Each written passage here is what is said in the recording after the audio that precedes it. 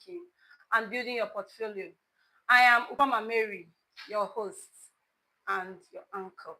So today we've been talking about land banking, how you secure a land without being involved with bad transactions.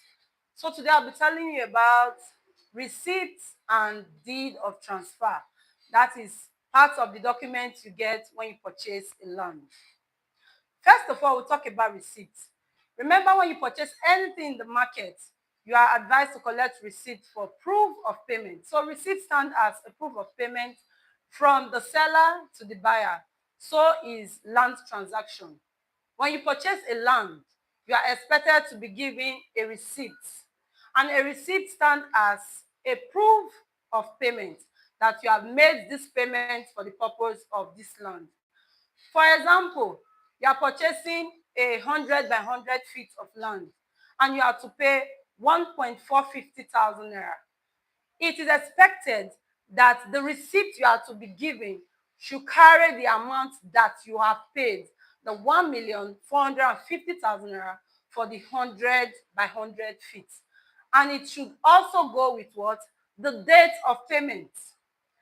The date of payment also stands as a what? A proof, in that when you receive your receipt should be carrying the amount paid, the feet of the land, and what? The dates. And it should be what? Signed by the what? The seller. So anytime you are going for a transaction or you are buying a land, whether from an estate firm, whether from an individual or from a community, you are advised to get a what?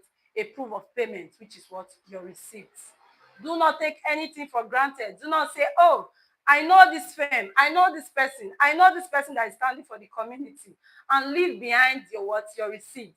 Remember, receipt is a what? A proof of payment that you have acquired such what? Such property. So another one that you are expected to receive when you purchase a land, another document that you are expected to receive when you purchase a land is what? Deed of transfer. A deed of transfer is very, very important from the seller what? To the what? To the buyer.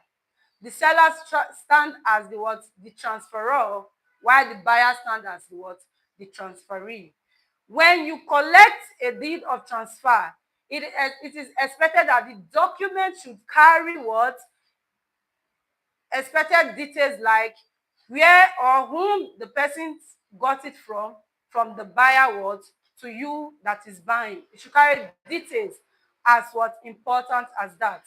And it should also carry a legal registry, a registry to give the buyer a legal title. That is what a deed of transfer should also what? Be entails about. And a deed of transfer carries what? Signatures from the transferor to the transferee, and a what? And somebody to stand as a what? As somebody to stand as a what?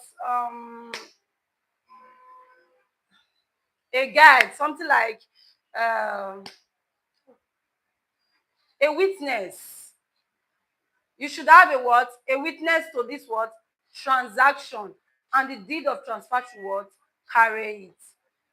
So thank you for watching today's segment. See you next week. I remain your uncle, Mama Mary.